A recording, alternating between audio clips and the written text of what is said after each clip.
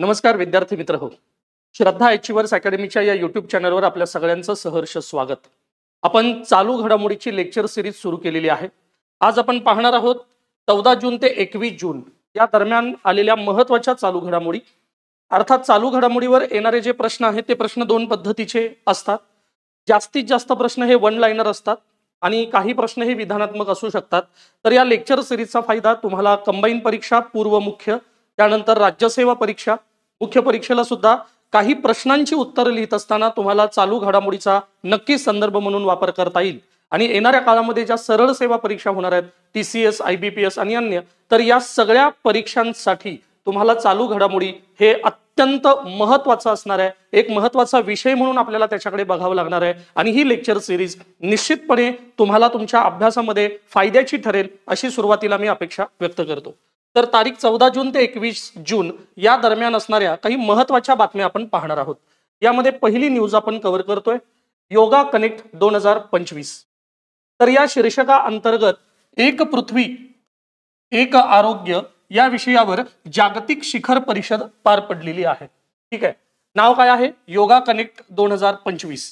विषय कुठला आहे? एक पृथ्वी एक आरोग्य हा विषय आहे. आता याचं आयोजन कोणी केले पहा. आयोजन केलंय आयुष मंत्रालय. ठीक आहे. त्यानंतर ठिकाण नवी दिल्लीमधील विज्ञान भवन या ठिकाणी योगा कनेक्ट 2025 या नावाची जागतिक शिखर परिषद पार पडलेली आहे. औचित्य म्हणजे कारण काय आहे या परिषदेचं? तर आपण 21 जून हा जो जागतिक आणि आंतरराष्ट्रीय योग दिवस आहे, तर 11वा आंतरराष्ट्रीय योग दिन आपण आपल्या भारतामध्ये साजरा करत होतो. त्या निमित्ताने विज्ञान भवन या ठिकाणी एक जागतिक शिखर परिषद आयोजित करण्यात आलेली होती, ज्याचं नाव आहे योगा कनेक्ट 2025. ठीक आहे. तुम्हाला प्रश्न विचारला जाईल की या जागतिक शिखर परिषदेचा थीम किंवा विषय कोणता होता? तर विषय आहे एक पृथ्वी एक आरोग्य यासाठी योग. ठीक आहे. तर 11वा आंतरराष्ट्रीय योग दिन आपण साजरा करतोय. साधारणतः 2015 ते 2025 गेल्या 10 वर्षाचा हा योग दिनाचा जो प्रवास आहे, त्या प्रवासावर प्रभाव पाडणारा एक अहवाल सुद्धा या परिषदेमध्ये प्रसिद्ध करण्यात आलेला होता आणि त्या अहवालाचं नाव आहे योग प्रभाव.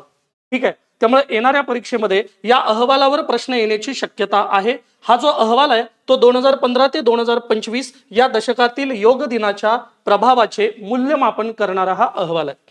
तर आयोजक संस्था कोण आहे? आयुष मंत्रालय. मगाशी आपण ज्या मंत्रालयाचा उल्लेख केला, भारत सरकारचं एक महत्त्वाचं मंत्रालय आणि central council for research in yoga and naturopathy यांच्या संयुक्त विद्यमाने या कार्यक्रमाचं आयोजन केलेलं आहे. लक्षात घ्या, गेल्या 10 वर्षाचा योगाचा प्रवास मांडण्यासाठी ही शिखर परिषद आयोजित करण्यात आलेली होती.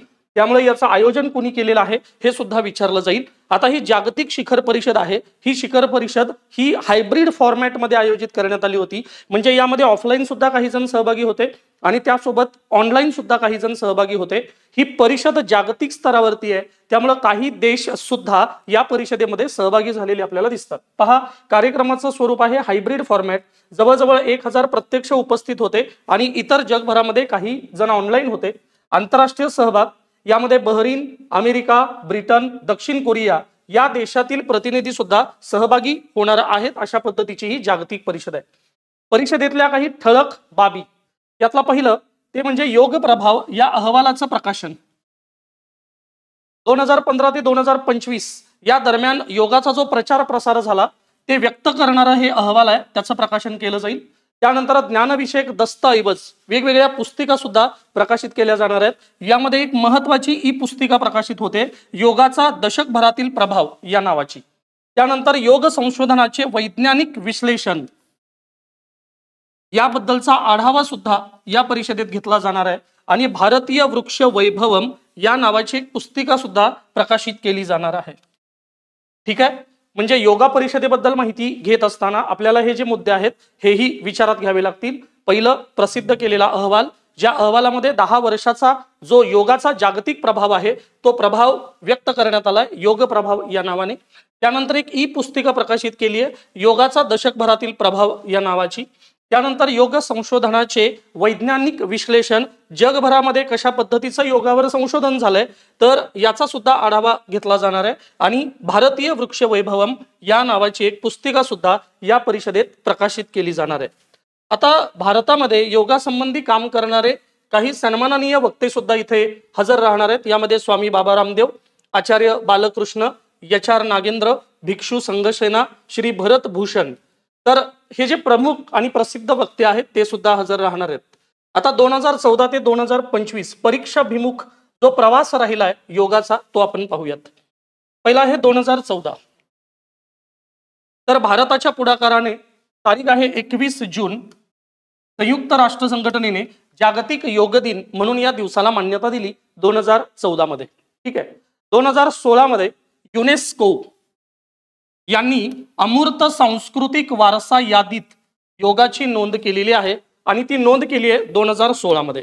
त्यानंतर 2023 मध्ये भारताचे विद्यमान पंतप्रधान नरेंद्र मोदीजी यांनी युनायटेड नेशन्स याच्या मुख्यालयामध्ये न्यूयॉर्क या ठिकाणी जागतिक योग दिनाचं नेतृत्व केले आणि याची दखल जागतिक पातळीवरती सुद्धा तेव्हा घेतली गेली होती। आणि 2025 मध्ये 11वा आंतरराष्ट्रीय योग दिन हा गेल्या 10 वर्षाचा योग प्रवास जो आहे त्याची पूर्णता झाली आहे, म्हणून एकत्रितपणे हा 2025 चा योग दिन साजरा होतोय।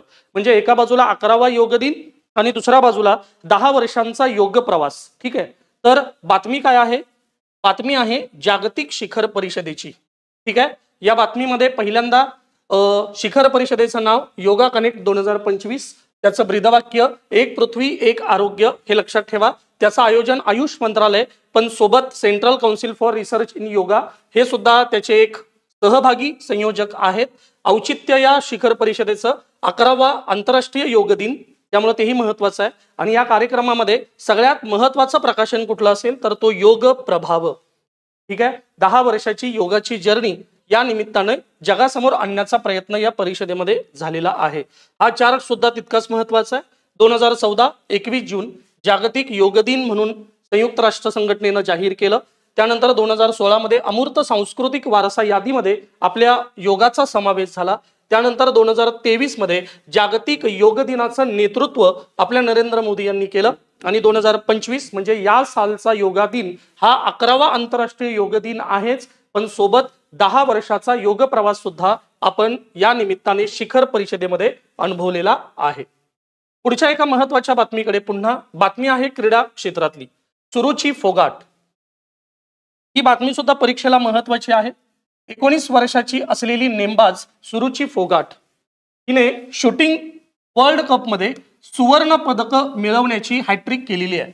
म्हणजे 3 वेगवेगळ्या स्पर्धांमध्ये तिने सलग सुवर्ण पदक गोल्ड मेडल मिळवलेले आहेत। ठीक आहे, पाहता भारतातील 19 वर्षांची युवा नेमबाज सुरुची फोगाट हिने जर्मनीच्या म्युनिक शहरात झालेल्या ISSF शूटिंग वर्ल्ड कप 2025 मध्ये महिलांच्या 10 मीटर एअर पिस्टल स्पर्धेत सलग 3रे सुवर्ण पदक जिंकून इतिहास रचलेला आहे।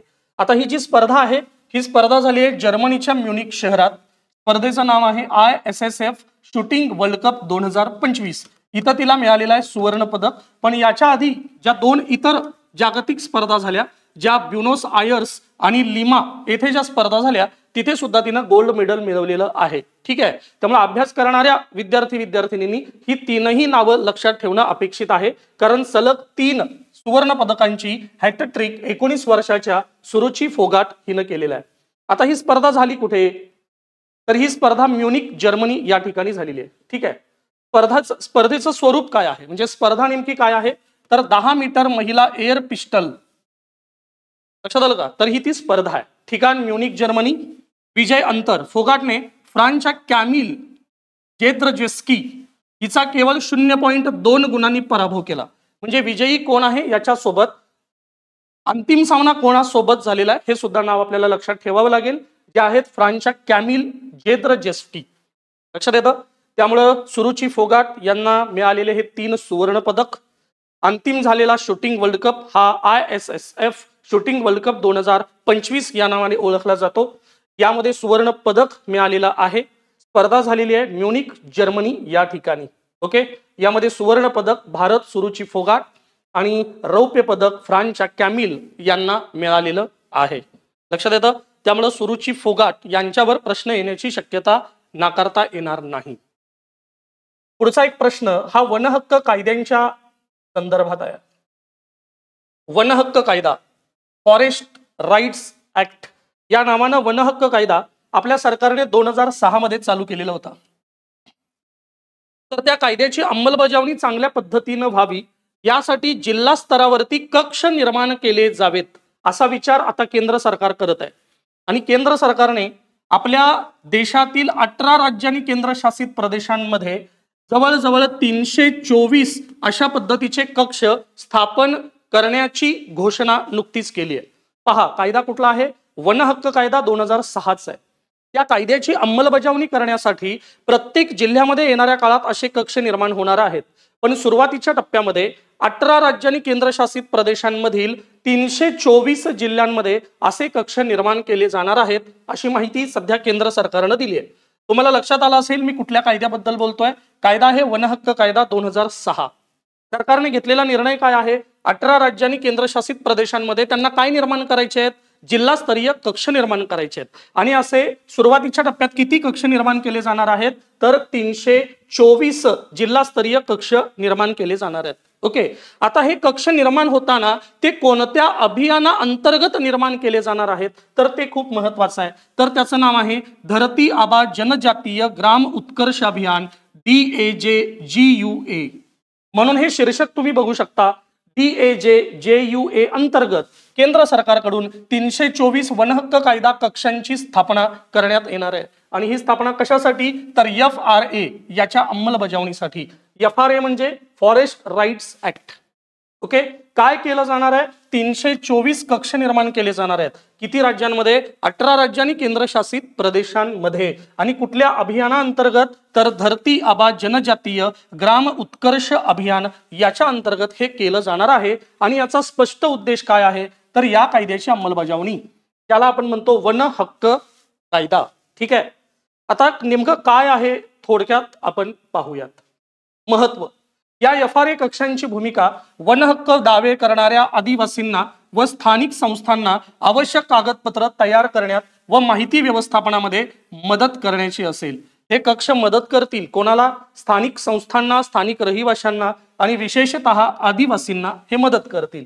नंबर 2, या निर्णयामुळे FRA अंमलबजावणीची जबाबदारी पूर्णपणे राज्य सरकारांवर सोडण्याच्या जुन्या पद्धतीत बदल होणार असून केंद्र सरकारची थेट भूमिका निर्माण झाली आहे.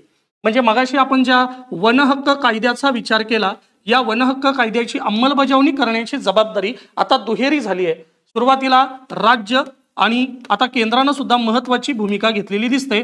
त्यामुळे केंद्र आणि राज्य दोघे मिळून या वन हक्क कायद्याची अंमलबजावणी करतील असं या बातमीचा अर्थ आपल्याला काढता येईल.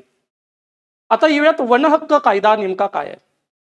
तर वन हक्क कायदा झालाय 2006 मध्ये. ठीक आहे, त्यामुळे वन लाइनरला हा प्रश्न तुम्हाला येऊ शकतो, खालीलपैकी वन हक्क कायदा कधी अंमलात आला किंवा कधी लागू झाला वगैरे. ओके, तर वन हक्क कायद्याची सुरुवात 2006 हे लक्षात ठेवा. अधिकृत नाव या कायद्याचं काय आहे? तर अनुसूचित जमाती व अन्य पारंपरिक वनवासी यांना वन हक्कांची मान्यता देणारा कायदा 2006. यामध्ये 2 शब्द वापरलेत. एक आहे अनुसूचित जमाती, ज्यामध्ये आदिवासी येतात, आणि त्यानंतर अन्य पारंपरिक वनवासी म्हणजे जे जंगलामध्ये राहतात, वनांमध्ये राहतात, तिथले जे स्थानिक आहेत, तर त्यांना वनांचा मालकी हक्क देणारा हा कायदा, म्हणून याला वन हक्क कायदा असं म्हटलं गेलं. 2006 मध्ये याची सुरुवात. अनुसूचित जमाती आणि अन्य पारंपरिक वनवासींना वैयक्तिक व सामुदायिक वनहक्क देणे व मान्यता देणे हा या कायद्याचा उद्देश होता. आता या कायद्याची अंमलबजावणी करण्याची जबाबदारी ही कोणावरती दिलेली आहे? तर एका अभियानावरती दिलेली आहे. आणि त्या अभियानाचं नाव काय आहे? तर धरती आबा जनजातीय ग्राम उत्कर्ष अभियान. आणि या अभियानाची सुरुवात कधी झाली आहे? तर अभियानाची सुरुवात झाली आहे 2024. ठीक आहे, म्हणजे या कायद्यासोबत आपल्याला हे अभियान सुद्धा लक्षात ठेवावं लागणार आहे, कारण नुकतंच 1 वर्षापूर्वी या अभियानाची सुरुवात झाली. ठीक आहे, परीक्षेला योजना विचारतात, अभियान विचारतात, त्यामुळे हे अभियान आपल्याला डोळसपणे अभ्यासावं लागेल. काय उद्दिष्ट आहे या अभियानाचं? तर 68,000 पेक्षा अधिक आदिवासी बहुल गावांचा सर्वांगीण विकास करणे. 17 मंत्रालयांच्या माध्यमातून 25 वेगवेगळ्या उपक्रमांद्वारे गावांचा विकास करणे. यामध्ये वनहक्क कायदा संदर्भातील दावे निकाली काढण्यासाठी विशेष भर देणे हे या अभियानाचं मूळ उद्देश आहे. त्यामुळे या अभियानाकडेच कशाची जबाबदारी दिलेली आहे? तर वन हक्क कायद्याची जबाबदारी दिलेली आहे. आणि या अंतर्गत या बातमीच्या अनुषंगाने किती केंद्र स्थापन केले जाणार आहेत? 324. जे केंद्र जिल्हा स्तरावरती असतील सध्या तरी 18 राज्यांनी केंद्रशासित प्रदेशांमध्ये हे स्थापन केले जाणार आहेत. ठीक आहे, एक महत्वाची बातमी म्हणून आपण हे अभ्यासलं पाहिजे. पुढे येऊयात एका जागतिक बातमीकडे. इस्रायल इराण संघर्ष जो सध्या एक अत्यंत महत्वाच्या वळणावरती येऊन ठेपलेला आहे. आपण पाहू शकतो की इस्रायल आणि इराण या संघर्षामध्ये अमेरिकेनं सुद्धा आता उडी घेतली आहे आणि ती उडी इस्रायलच्या बाजूने घेतली आणि थेट अमेरिकेनं इराणवर हल्ला केलेला आहे. त्यामुळे ही बातमी चर्चेत आहे, तितकीच स्पर्धा परीक्षेसाठी सुद्धा महत्वाची आहे आणि टप्प्याटप्प्याने वेगवेगळ्या आठवड्यांमध्ये या बातमीचे वेगवेगळे अंश आपण चर्चेला घेणार आहोत. तर यातला पहिला भाग इस्रायल इराण संघर्ष, यामध्ये भारतावर त्याचा नेमका काय परिणाम होणार आहे अशी ही बातमी पाहूयात. इस्रायल आणि इराण यांच्यात तणाव वाढल्यानंतर आंतरराष्ट्रीय कच्च्या तेलाच्या किमतीत 8% इतकी झपाट्याने वाढ झाली. आता तेलाच्या किमतीत वाढ का झाली? कारण जिथं तेल साठे आहेत, ज्याला आपण अरब राष्ट्र असं म्हणतो, त्या अरब राष्ट्रांच्या सीमेवरच हे युद्ध चालू आहे. त्यामुळे 8% इतकी झपाट्यानं तेलाच्या किमतीत वाढ झाली आहे. आता याचा थेट परिणाम भारतावरती का होणार आहे? कारण भारत हा असा देश आहे जो तेलाची जवळजवळ 80% आयात करतो. म्हणजे तेलाचं उत्पन्न किंवा उत्पादन आपल्या देशामध्ये अत्यंत मर्यादित आहे आणि आपण तेलासाठी किंवा तेल उद्योगांसाठी सुद्धा आपण खास करून अरब राष्ट्रांवर अवलंबून आहोत आणि तिथंच हे युद्ध चालू आहे. त्यामुळे 8% तेलाच्या किमती वाढलेल्या आहेत. तर त्याचा थेट गंभीर परिणाम हा भारतासारख्या विकसनशील आणि तेलाबाबतीत परावलंबी असणाऱ्या देशावर निश्चितपणे होणार आहे. यामुळे भारताच्या ऊर्जा क्षेत्रावर आणि व्यापारी खर्चावर मोठा परिणाम झालेला दिसतो. सगळ्यात महत्वाचा परिणाम म्हणजे एक GDP या वाढीवरती निगेटिव्ह परिणाम आहे आणि महागाई वाढीचा दर सुद्धा येणाऱ्या काळात वाढणार आहे.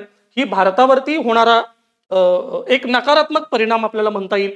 भारताचा आयात खर्च, भारताचं निर्यात धोरण यावरती सुद्धा गंभीर परिणाम होणार आहे. फक्त यातला महत्वाचा मुद्दा काय आहे तर या युद्धाच्या पार्श्वभूमीवर तेलाच्या किमतीत किती टक्क्यांनी वाढ झाली आहे? 8% वाढ झालेली आहे. आता भारताची ऊर्जा अवलंबित्व हे सुद्धा आपल्याला या बातमीच्या निमित्तानं पाहावं लागेल. पहा, भारत आपल्या कच्च्या तेलाच्या गरजेपैकी सुमारे 80% तेल आयात करतो. आता हे आयात कोणाकडून केलं जातं? खास करून इराक, सौदी अरेबिया, UAE आणि रशिया. ओके, रशिया जर सोडलं तर इराक, सौदी अरेबिया आणि UAE हे जे देश आहेत हे अरब राष्ट्र म्हणून ओळखले जातात. यातला सौदी अरेबिया हा जो देश आहे तो भारतासाठी तेलाच्या आयातीच्या संदर्भातला एक महत्वाचा देश आहे. घडलं काय तर होर्मुझ नावाची जी सामुद्रधुनी आहे, या सामुद्रधुनीतून तेलाचा व्यापार मोठ्या प्रमाणात चालतो आणि ही सामुद्रधुनी आहे सध्या इराण जवळ. त्यामुळं ही सामुद्रधुनी इराण जवळ असल्यामुळं या युद्धाचा सर्वाधिक नकारात्मक परिणाम हा तेलाच्या व्यापारावर सुद्धा झालेला आपल्याला दिसतो. त्यामुळे परीक्षेच्या निमित्तानं तुम्हाला ही सामुद्रधुनी सुद्धा लक्षात ठेवावी लागेल, ज्याचं नाव आहे होर्मुझ सामुद्रधुनी आणि ही कुठल्या देशाजवळ आहे तर इराण जवळ आहे, ज्यामुळं व्यापारावर याचा विपरीत परिणाम होतोय. पहा पुढे, भारतात ऊर्जेचे स्वदेशी उत्पादन मर्यादित असल्यामुळे कच्च्या तेलाच्या जागतिक किमतीतील चढ उतारांचा महागाईवर मोठा परिणाम होतो. संकटाचा भारतावर होणारा परिणाम. पहिला परिणाम कच्च्या तेलाचा वाढलेला आयात खर्च. मगाशी मी उल्लेख केला, आयात खर्च वाढलाय. निर्यात आणि शिपिंग खर्चामध्ये वाढ झाली आहे. व्यापार मार्गामध्ये अडथळे निर्माण झालेले आहेत. कारण भारताकडे येणारा जो काही व्यापारी मार्ग आहे, खास करून तेलासाठीचा, तांबडा समुद्र, बाब अल मंदेब, सुएज कालवा हे महत्वाचे सागरी मार्ग या युद्ध परिस्थितीमुळे सध्या असुरक्षित बनलेले आहेत. हे मार्ग बंद किंवा लष्करी ताब्यात गेले तर भारताच्या आयात निर्यातीच्या साखळीवर मोठा परिणाम होण्याची भीती व्यक्त केली जाते. महागाईचा दबाव वाढणार आहे. सोन्याच्या किमतीत सुद्धा भविष्यामध्ये वाढ होणार आहे.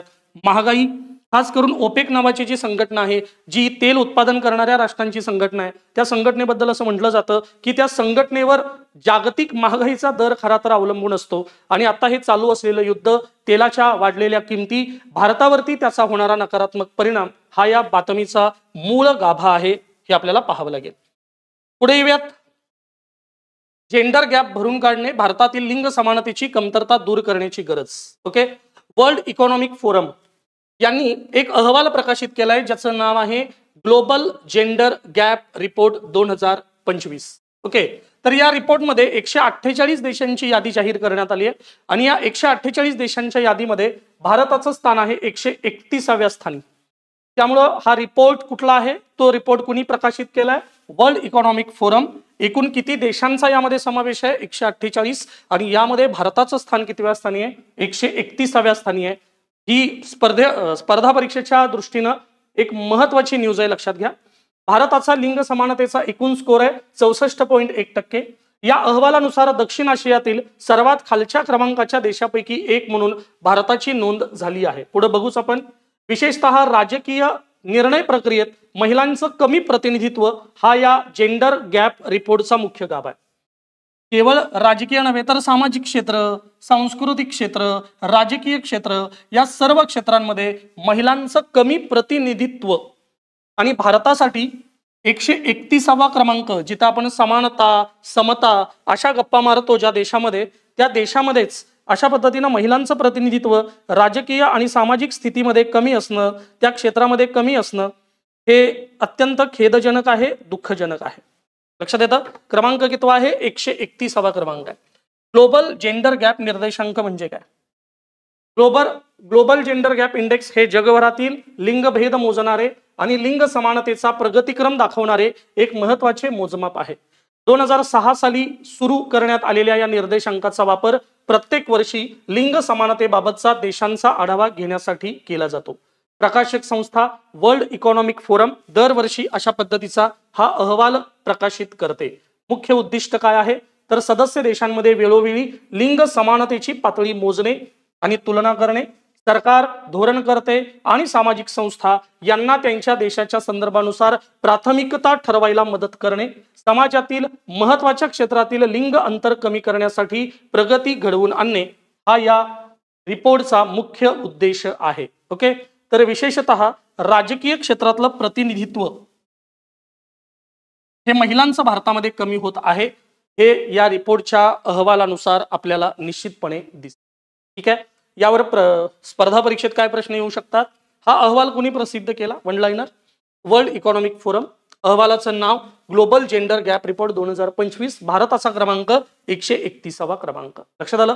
सर्वसाधारणपणे क्रमांक, कोण रिपोर्ट प्रसिद्ध करतं वगैरे वगैरे, पण आपण डिटेलमध्ये ही बातमी सुद्धा पाहिलेली आहे. पुढे येऊयात. व्हिएतनाम सहभागी देश म्हणून अधिकृतपणे ब्रिक्स मध्ये सामील. BRICS, BRICS. यामध्ये बी म्हणजे ब्राझील, आर म्हणजे रशिया, आय म्हणजे इंडिया, सी म्हणजे चीन आणि एस म्हणजे दक्षिण आफ्रिका. हे अत्यंत महत्वाचे विकसनशील देश आहेत.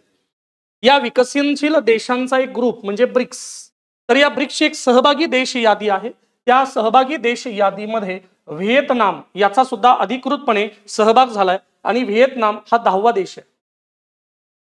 अशा पद्धतीनं सहभागी देश झालेला व्हिएतनाम हा कितवा देश आहे? 10वा देश आहे. त्यामुळे हा प्रश्न विचारला जाऊ शकतो. पुढे आपण डिस्कस करणारच आहोत.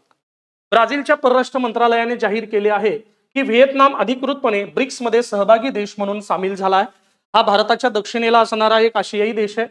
व्हिएतनाम हा ब्रिक्सच्या नव्याने तयार झालेल्या सहभागी देश या वर्गात सामील होणारा कितवा देश? 10वा देश बनलेला आहे. ब्रिक्स म्हणजे काय? तर सुरुवातीला ब्रिक, BRIC याची सुरुवात झाली होती ब्रिकची 2006. या ब्रिक मध्ये ब्राझील, रशिया, भारत आणि चीन यांचा समावेश होता. पण दक्षिण आफ्रिका जे आहे म्हणजे यस, हे कधी समाविष्ट झाले दक्षिण आफ्रिका? तर 2010. लक्षात घ्या. ब्रिकची सुरुवात आहे 2006 मध्ये आणि दक्षिण आफ्रिकेचा समावेश आहे 2010 मध्ये. ठीक आहे. हे आहेत सदस्य देश. आणि आता जे आपण व्हिएतनामचं स्थान बघितलं, ती दुसरी यादी आहे या संघटनेअंतर्गत, जी आहे सहभागी देश. आणि या अंतर्गत व्हिएतनाम कितवा आहे? 10वा आहे. पाहूयात आता ब्रिक्स बद्दल माहिती. ब्रिक्सचे जागतिक पातळीवरती काय महत्व आहे? 41% जागतिक लोकसंख्या ही ब्रिक्स अंतर्गत येते. अर्थात लोकसंख्येच्या दृष्टीनं अधिक लोकसंख्या व्यापणारी ही संघटना असणारच आहे, कारण यामध्ये चीन पण आहे, यामध्ये भारत पण आहे, हे लक्षात घ्या. 24% जागतिक GDP कव्हर करणारी ब्रिक्स आहे. 16% जागतिक व्यापार हा ब्रिक्स द्वारे होतो. लक्षात आलं का? म्हणजे या तिन्ही रेशोचा जर विचार केला तर अधिक लोकसंख्येला प्रभावित करणारी एक जागतिक संघटना म्हणून आपण ब्रिक्सकडे बघू शकतो. आता सहभागी देश ही कन्सेप्ट काय आहे? या अंतर्गत 2024 मधील कझान, रशिया येथे झालेल्या ब्रिक्स परिषदेत ही नवीन श्रेणी तयार करण्यात आली. यामधील उद्दिष्ट ब्रिक्स गटाबाहेर देशांनाही सहकार्याची संधी देणे, परंतु त्यांना पूर्ण सदस्यत्व किंवा मतदानाचा अधिकार नसतो. पण संधी असते चर्चेची, संवादाची, व्यापाराची.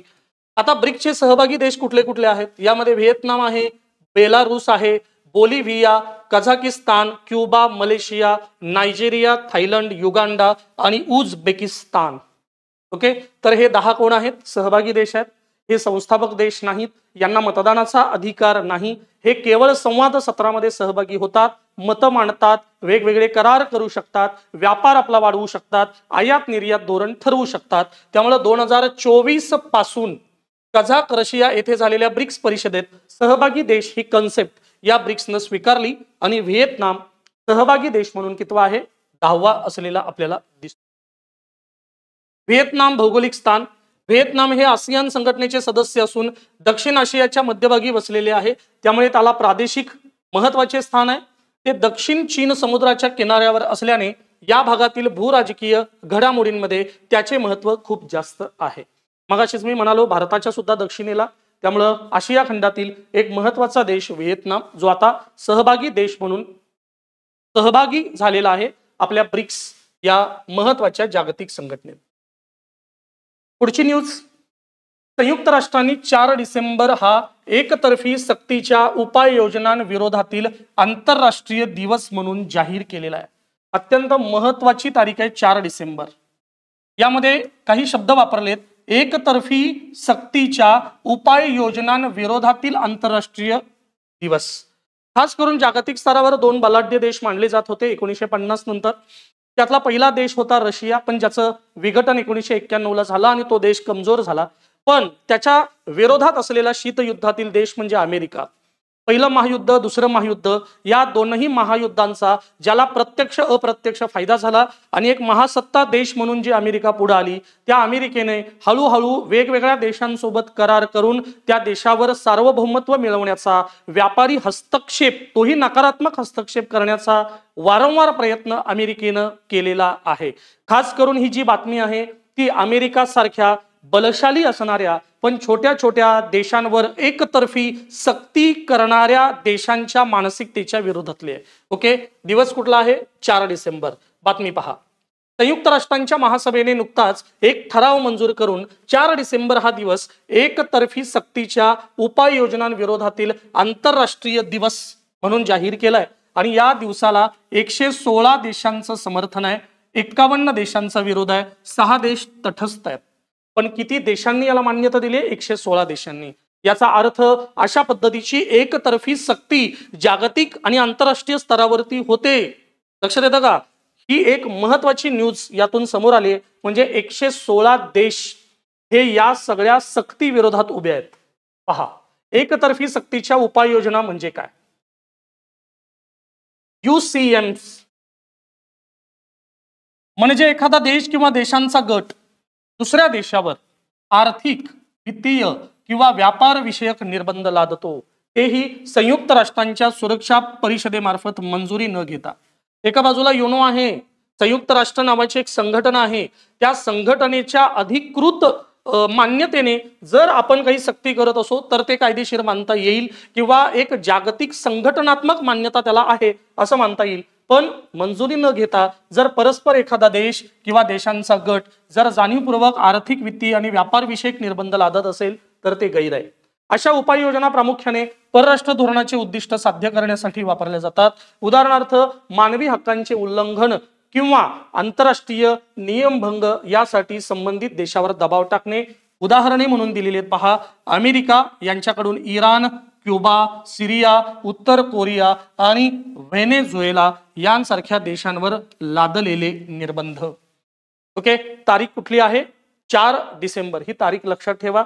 आणि एकतर्फी जी सक्ती केली जाते अशा बलाढ्य देशांकडून अशा वेगवेगळ्या देशांवर, तर त्याच्या विरोधामध्ये एकत्र येण्यासाठी, उपाययोजना करण्यासाठी अशा पद्धतीनं एक संघटना भविष्यामध्ये निर्माण होईल अशी शक्यता आंतरराष्ट्रीय स्तरावर व्यक्त केली जाते. कारण अशा बलाढ्य देशांच्या या एकतर्फी सक्तीच्या विरोधामध्ये सध्या 116 देश उभे आहेत. त्यामुळे येणाऱ्या काळामध्ये या सक्तीच्या विरोधामध्येच एखादं संघटन उभं राहील अशी सुद्धा चर्चा. पुढे येऊयात.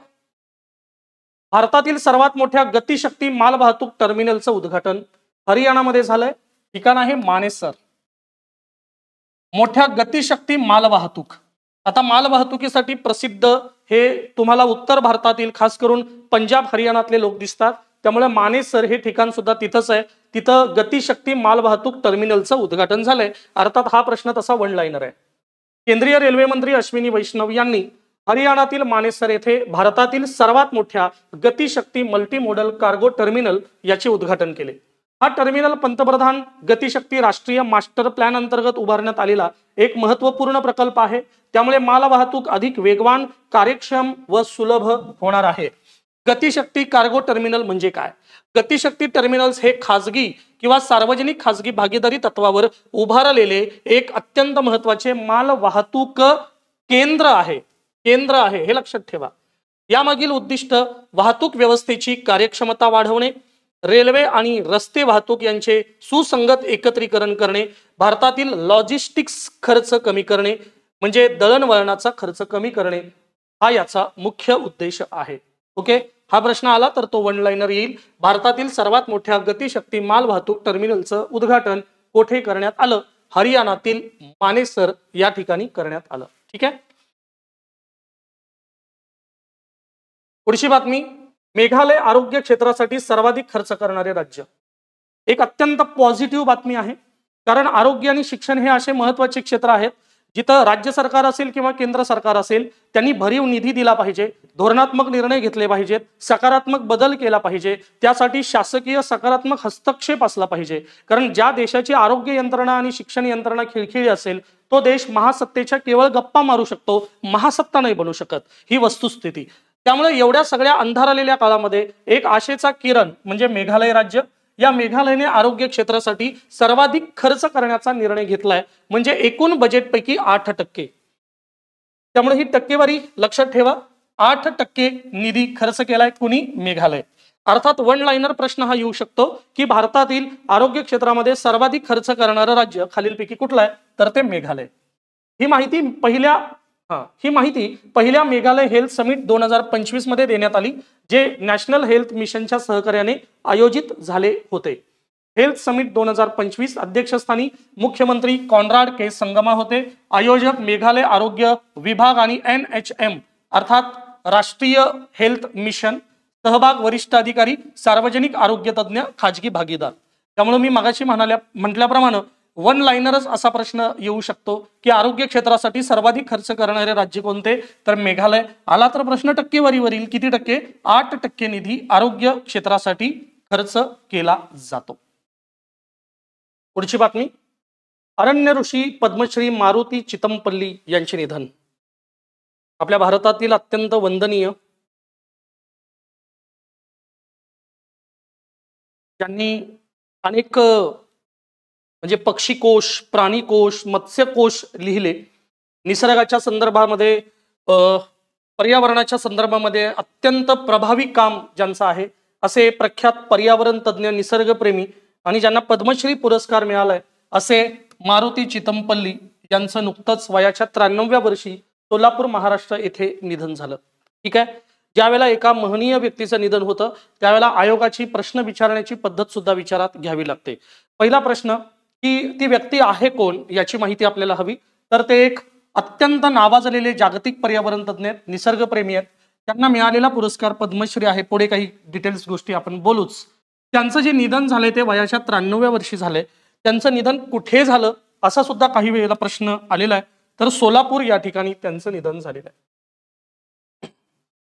वनसंवर्धन, जैवविविधतेचे जतन आणि पर्यावरण साहित्य यासाठी केलेल्या आयुष्यभराच्या योगदानासाठी त्यांना 30 एप्रिल 2024 रोजी पद्मश्री पुरस्कार प्रदान करण्यात आला होता. त्यांनी भारतीय वन विभागामध्ये 36 वर्ष सेवा केली आहे. 36 वर्ष वनसेवा.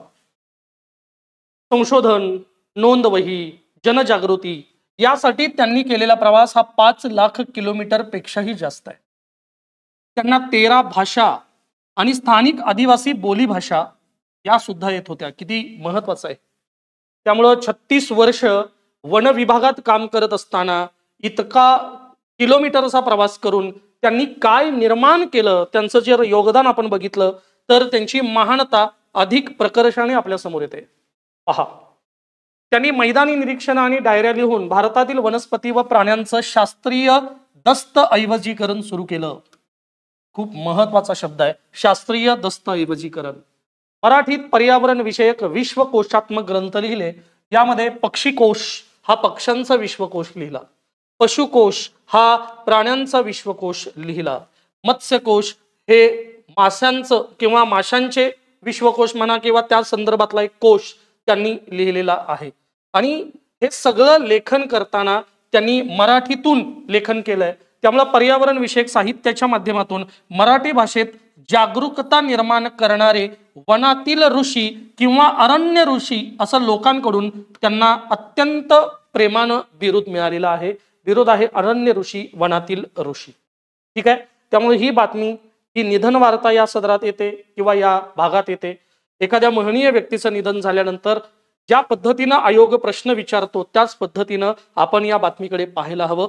वय 93, ठिकाण सोलापूर, पर्यावरण निसर्गावर अत्यंत महत्वाचं काम. त्यानंतर मिळालेला सर्वोच्च पुरस्कार हा पद्मश्री पुरस्कार, 36 वर्ष शासकीय सेवा. साहित्यामध्ये त्यांनी जे कोश लिहिले तेही महत्वाचे आहेत, पक्षीकोश, पशुकोश आणि मत्स्यकोश. पुढे येऊयात ऑपरेशन सिंधू. पुन्हा इराण इस्रायल या संघर्षाच्या पार्श्वभूमीवर इराणमध्ये अडकलेले जे भारतीय नागरिक आहेत त्या भारतीय नागरिकांना सुखरूपपणे भारतामध्ये परत आणण्यासाठी आपल्या भारत सरकारने जे एक महत्वाचं मिशन चालू केलं होतं त्याचं नाव आहे ऑपरेशन सिंधू.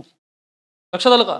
खास करून इराणच्या उत्तर भागामध्ये 110 पेक्षाही जास्त भारतीय, म्हणजे 110 आकडा आहे, 110 भारतीय हे अडकलेले होते. त्यामुळे इराणच्या उत्तरेकडे असलेल्या देशातून ज्याचं नाव आहे आर्मेनिया, तिथून भारतीय दूतावासाने संगनमत करून किंवा संवाद साधून त्यांना भारतामध्ये विमानमार्गे सुरक्षित आणलेलं आहे. तर ही जी पूर्ण प्रक्रिया आहे ज्या नावानं ओळखली जाते ती आहे ऑपरेशन सिंधू.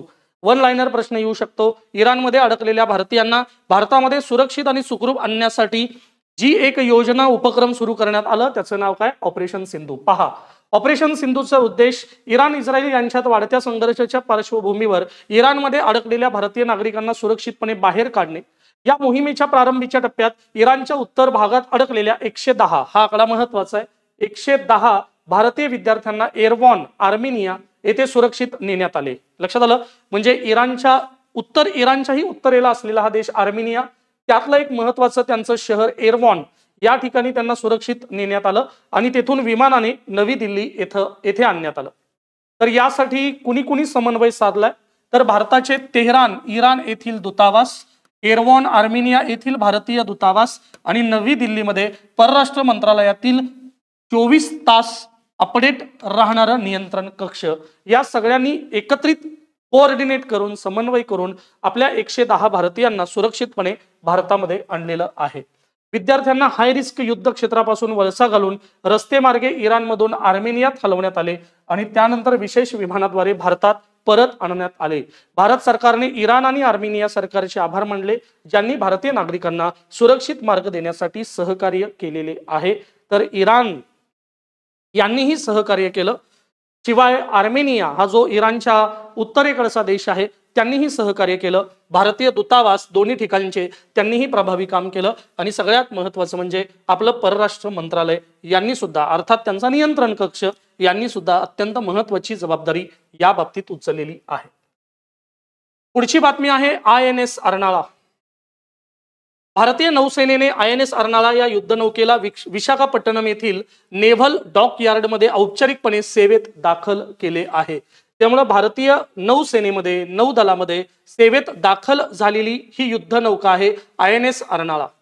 आता ही युद्धनौका anti submarine warfare shallow water craft, ज्याला म्हटलं जातं ASWC या मालिकेतलं हे पहिलं जहाज आहे. ठीक आहे. या समारंभाला मुख्य संरक्षण कर्मचारी जनरल अनिल चौहान आणि इतर वरिष्ठ लष्करी अधिकारी सुद्धा उपस्थित होते. तुम्हाला INS अर्नाळा बद्दल विचारलं तर पहिलं विचारतील की ही सेवेतून मुक्त झालेली आहे का सेवेत रुजू झालेली आहे. ठीक आहे. तर ही युद्धनौका सेवेत रुजू झालेली आहे. आता ही युद्धनौका कुठल्या फॉर्मॅटमध्ये येते तर ही anti submarine warfare shallow water craft या मालिकेअंतर्गत पहिली युद्धनौका म्हणून ही ओळखली जाणार आहे. याची वैशिष्ट्ये इथं दिलीत पहा. हे 16 ASWSWC वर्गाच्या युद्ध नौकांमधील पहिलं जहाज आहे. ही नौका आत्मनिर्भर भारत या उपक्रमाअंतर्गत तयार करण्यात आली आहे. 80% पेक्षा अधिक स्वदेशी तंत्रज्ञानाचा वापर करण्यात आलाय. किनारी आणि उथळ समुद्रात कार्य करण्यासाठी खास डिझाईन केलं गेलंय. पाणबुडी व पाण्याखालील इतर धोक्यांना तोंड देण्यासाठी ती सक्षम आहे आणि काही मोहिमांसाठी तिला अत्यंत पॉवरफुल बनवण्यात आलंय, जसं की पाण्याखालील हालचालींचं निरीक्षण करणे, पाणबुडी विरोधी युद्ध करणे, शोध व बचाव मोहिमा करणे आणि कमी तीव्रतेचे सागरी अभियान करणे यासाठी अत्यंत सुसज्ज असणारी एक युद्ध नौका भारतीय नौदलाने औपचारिकपणे सेवेत दाखल केले, ज्याचं नाव आहे INS अर्नाळा. एकूण 16 मालिकांमधलं पहिलं जहाज हे आहे. येणाऱ्या काळात असे वेगवेगळे जहाज पुढे आपल्याला पाहायला मिळतील. सुरुवात आहे INS अर्नाळा. ओके, पहिलं जहाज आहे, त्यामुळं महत्वाचा प्रश्न आहे, हे लक्षात ठेवा. पुढे येऊयात. भारतातील पहिल्या हॉकी इंडिया मास्टर्स कपचे आयोजन चेन्नई येथे. आता जिथं जिथं भारतातील पहिले असं असताना ही न्यूज आयोग अत्यंत महत्वाचं मानतं. तुम्ही मागे झालेले प्री मेन्स बघू शकता. जी घटना भारतात पहिली घडलेली आहे ती घटना परीक्षेसाठी महत्वाची आहे. त्यामुळे हॉकी इंडिया मास्टर्स कपचे आयोजन करण्यात आलंय. कुठं करण्यात आलंय? चेन्नई या ठिकाणी. आता हे मास्टर्स कप आहे, लक्षात आलं का? त्यामुळे ही जी स्पर्धा आहे ही स्पर्धा 24 वर्षावरील पुरुष आणि 35 वर्षांवरील महिला यांच्यासाठी आहे. पुढे आपण बातमी बघूच. चेन्नई तामिळनाडू येथे 18 जून ते 27 जून 2025 या कालावधीत पहिल्या हॉकी इंडिया मास्टर्स कप स्पर्धेचं आयोजन करण्यात आलं.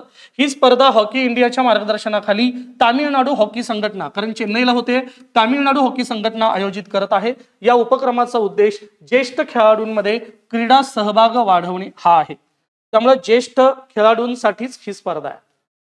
मुख्य मुद्दे: ही स्पर्धा 40 वर्षावरील पुरुष आणि 35 वर्षावरील महिलांसाठी खुली आहे. स्पर्धेत 12 पुरुष संघ आणि 8 महिला संघ भाग घेत आहेत. सामन्यांचं स्वरूप गट साखळी फेरी, त्यानंतर नॉकआउट फेरी, त्यानंतर अंतिम फेरी, अशा पद्धतीनं ही स्पर्धा पुढे जाणार आहे. सर्व सामने चेन्नई या ठिकाणी होणार आहेत. स्टेडियमचं नाव आहे mayor Radhakrishnan hockey stadium Chennai. उद्घाटन दिवशी होणारे सामने: महिलांचे सामने, पुरुषांचे सामने. महिलांच्या सामन्यांमध्ये पहिला सामना हिमाचल प्रदेश विरुद्ध महाराष्ट्र राज्य, कर्नाटक विरुद्ध केरळ आणि पुरुष सामना पंजाब विरुद्ध पुदुच्चेरी. ठीक आहे. तर अशा पद्धतीने चेन्नईमध्ये खास ज्येष्ठ खेळाडूंमध्ये खेळाबद्दलचा सहभाग वाढावा यासाठी हॉकी इंडिया मास्टर्स कपचं आयोजन करण्यात आलेलं आहे. ओके, अत्यंत सुटसुटीत बातमी कळाली असेल. ही खास करून ज्येष्ठ खेळाडूंसाठी आहे, जिथं 40 वर्षावरील पुरुष आणि 35 वर्षावरील महिला भाग घेणार आहेत. यामध्ये 12 पुरुष संघ आहेत, 8 महिला संघ आहेत आणि ही स्पर्धा आयोजित होणार आहे चेन्नई या ठिकाणी. क्लिअर? येऊयात पुढच्या बातमीकडे. राष्ट्रीय महामार्गांवर सुलभ प्रवासासाठी फास्टॅग आधारित वार्षिक पास, एक अत्यंत महत्वाची वाहतुकीच्या संदर्भातली बातमी. आतापर्यंत आपण फास्टॅग वापरत होतो, ज्यावर टोल नाक्याच्या ठिकाणी गेल्यानंतर स्कॅन होऊन आपोआप पैसे कट होत होते. पण नितीनजी गडकरी जे आपले रस्ते वाहतूक मंत्री आहेत, केंद्रीय मंत्री आहेत, तर त्यांनी एक महत्वाची घोषणा सोशल मीडियावरती जाहीर केली आहे. भारत सरकार 15 ऑगस्ट 2025 पासून फास्टॅग आधारित वार्षिक पास सुरू करत आहे. उद्देश म्हणजे व्यावसायिक नसलेल्या, ज्याला आपण निजी वाहनं म्हणतो, स्वतःची वाहनं, या वाहनांसाठी राष्ट्रीय महामार्गांवर सुलभ, सोपा आणि किफायतशीर प्रवास शक्य करून देणे यासाठी नितीन गडकरी यांनी ही घोषणा केली की आता वार्षिक पास आपण लॉन्च करत आहोत. कशासाठी? तर टोल नाक्यावरती होणारी गर्दी, नंबर 2 त्यातून वाढणारं प्रदूषण हाही मुद्दा आहेच, नंबर 3 सगळ्यात महत्वाचा वाढणारा वाद हाही मुद्दा आहे. त्यामुळे वार्षिक पास ही एक नवी कन्सेप्ट नितीन गडकरी यांनी लॉन्च केली. पहा त्यांचं काय म्हणणं आहे. तर किंमत असेल 3000 रुपये प्रतिवर्ष. पास 3000 रुपयाला मिळेल. पात्रता फक्त निजी म्हणजे व्यावसायिक नसलेली वाहनं, म्हणजे स्वतःची वाहनं. वैधता सक्रिय झाल्यापासून 1 वर्ष, तुम्ही कधीही पास घ्या, तिथून पुढे 1 वर्ष. यामध्ये काय मिळेल? 200 ट्रिप्स पूर्ण होईपर्यंत 1 वर्ष तुम्ही वापरू शकता किंवा 200 ट्रिप पूर्ण होईपर्यंत यापैकी जे आधी होईल ते लागू असेल. आता कशासाठी हे? तर हा पास राजमार्ग यात्रा ऍप रस्ते वाहतूक मंत्रालयाची वेबसाईट किंवा राष्ट्रीय महामार्ग प्राधिकरण यांच्या वेबसाईटवर उपलब्ध होईल. म्हणजे आपण डिजिटल इंडिया म्हणून वाटचाल करत आहोत, तर डिजिटल प्रगती करण्याच्या दृष्टीनं भारताच्या सगळ्या क्षेत्रांना सक्रिय करणे यासाठी एक डिजिटल ऍक्टिव्हेशन सुद्धा चालू केलं जाईल. सर्व राष्ट्रीय महामार्गांवर हा पास लागू असेल. या उपक्रमाचं काय महत्व आहे? सोपे आणि सुसज्ज जीवन. विशेषतः 60 किलोमीटरच्या आत अनेक टोलनाके असलेल्या भागांमध्ये वाहन चालकांना टोलसाठी थांबण्याची गरज कमी होईल. वेळ आणि पैशांची बचत होईल. प्रीपेड डिजिटल टोलिंगमुळे प्रतीक्षा वेळ, ट्रॅफिक आणि रोख व्यवहार कमी होतील. वाद टाळतील. टोलवरील वाद कमी होतील आणि व्यवहारात पारदर्शकता येईल. डिजिटल प्रगती हा उपक्रम सरकारच्या डिजिटल इंडिया आणि परिवहन क्षेत्रातील आधुनिकीकरण योजनेशी सुसंगत आहे आणि पर्यावरणपूरक. टोल नाक्यावर थांबण्याचे प्रमाण कमी झाल्यामुळे इंधनाची बचत व प्रदूषणात घट होईल. ठीक आहे, तर याबद्दल काही पॉझिटिव्ह मतं आहेत समाजामध्ये, काही निगेटिव्ह मतं आहेत. मतं काही असोत, परीक्षेसाठी आपल्याला विचारलं जाईल की फास्टॅग आधारित वार्षिक पास किती रुपयांचा? 3000 रुपये प्रतिवर्ष. यामध्ये तुम्ही 1 वर्ष ते वापरू शकता किंवा किती ट्रिप्स पूर्ण होईपर्यंत, 200 ट्रिप्स पूर्ण होईपर्यंत तो पास आपण वापरू शकतो. पुढे आहे सायप्रस प्रश्न. पूर्व भूमध्य समुद्रातील एक महत्वाचा भूराजकीय वादग्रस्त मुद्दा.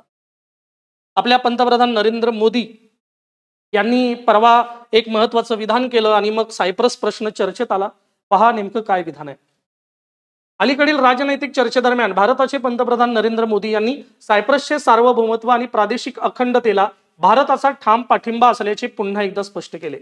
त्यांनी सायप्रस प्रश्नावर शांततामय मार्गाने तोडगा काढण्याचे महत्व अधोरेखित केले. सायप्रस प्रश्न म्हणजे काय? थोडासा गुंतागुंतीचा प्रश्न आहे सायप्रस. पहा, सायप्रस हा ब्रिटिश साम्राज्याचा एक वसाहत प्रदेश आहे. ब्रिटिश साम्राज्याचा वसाहत प्रदेश. जसं भारतावर ब्रिटिशांची सत्ता होती तसं सायप्रसवर पण होतं. ओके, भारताला स्वातंत्र्य 1947 ला मिळालं. सायप्रस स्वतंत्र झाला 1960. त्यावेळी तयार केलेल्या संविधानात ग्रीक सायप्रियॉट बहुसंख्याक, म्हणजे तिथले बहुसंख्याक कोण आहेत? ग्रीक सायप्रियॉट आणि तुर्क सायप्रियॉट अल्पसंख्याक यांच्यात संतुलन ठेवण्याचा प्रयत्न केला.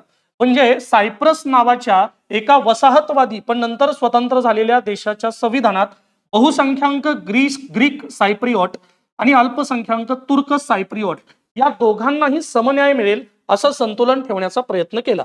या बातमीला सुरुवात करण्याआधी 2 गोष्टी क्लिअर होतील की बहुसंख्याक कोण आहेत त्या देशात? ग्रीक सायप्रियॉट. आणि अल्पसंख्याक कोण आहेत? तुर्क सायप्रियॉट. तणाव का वाढला? तर दोन्ही समुदायांची राष्ट्रीय आकांक्षा वेगळी आहे. हे जे दोन्ही समुदाय आहेत प्रत्येकाला राजनैतिक त्यांच्या इच्छा आकांक्षा वेगळ्या आहेत. पहा, ग्रीक सायप्रियॉट हे एनोसिस म्हणजे सायप्रसचा ग्रीस सोबत एकीकरण यासाठी आग्रही आहेत. ग्रीक सायप्रियॉट हे कशासाठी आग्रही आहेत? तर ग्रीस सोबत एकीकरण यासाठी आग्रही आहेत. तर तुर्क सायप्रियॉट हे सायप्रसचं विभाजन याचे समर्थन करतायत. म्हणजे ग्रीक बहुसंख्याक वेगळे होतील आणि तुर्क अल्पसंख्याक वेगळे होतील अशी मागणी तुर्क सायप्रियॉट करत आहेत. 1974 मध्ये ग्रीसच्या पाठबळावर लष्करी उठाव झाला ज्याचा उद्देश सायप्रसला ग्रीस सोबत जोडणे हा होता. आणि तुम्ही बघू शकता बहुसंख्याक ग्रीक सायप्रियॉट यांचंही म्हणणं तेच होतं. यानंतर तुर्कीने जोरदार सैन्य कृती केली कारण या अल्पसंख्याक तुर्क सायप्रियॉट यांना सायप्रसचं विभाजन अपेक्षित होतं. त्यांना ग्रीस सोबत जायचं नव्हतं. पुढे तुर्की नावाचा देश यांनी केलेला हस्तक्षेप. 1960च्या ट्रीटी ऑफ गॅरंटी करारानुसार जो तेव्हा झालाय, तुर्कीला गॅरेंटर पॉवर हमदर्द राष्ट्र म्हणून हस्तक्षेपाचा अधिकार तेव्हा दिला होता. याच आधारावर तुर्कीने सायप्रसवर आक्रमण केले आणि उत्तर सायप्रसच्या सुमारे 37% भागावर ताबा मिळवला. आता सायप्रसचा आजचा विभाग कसा आहे? सायप्रस आजही विभागलेले आहे. म्हणजे गेली 50 वर्षाहून अधिक काळ राजकीय अडथळा तिथं कायम आहे. सायप्रस प्रजासत्ताक आणि उत्तर सायप्रस तुर्क प्रजासत्ताक असे 2 विभाग तिथे आहेत. सायप्रस प्रजासत्ताक यांचं नियंत्रण दक्षिण भागावर आहे. अर्थात हे कोणाशी संबंधित आहेत? ग्रीसशी संबंधित आहेत. संयुक्त राष्ट्र आणि आंतरराष्ट्रीय समुदायाकडून यांना मान्यता सुद्धा मिळालेली आहे.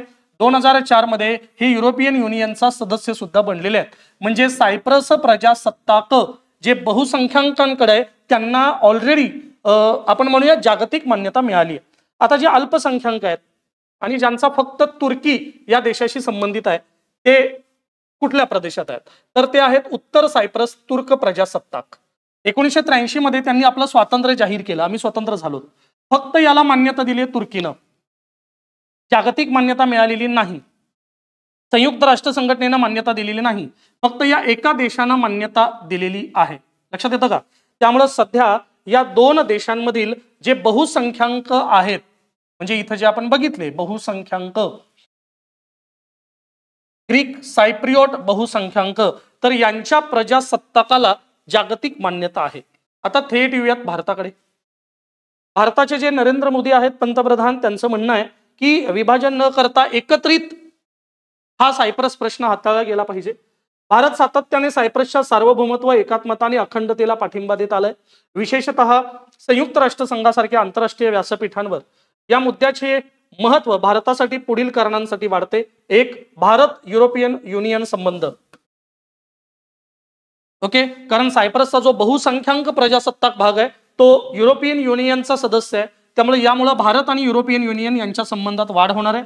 नंबर 2, भारताची अहस्तक्षेप आणि शांततेच्या मार्गाने वाद निवारण ही तत्वनिष्ठ भूमिका अधोरेखित होते, जी भूमिका पंडित जवाहरलाल नेहरूंच्या पासून कंटिन्यू चालू आहे.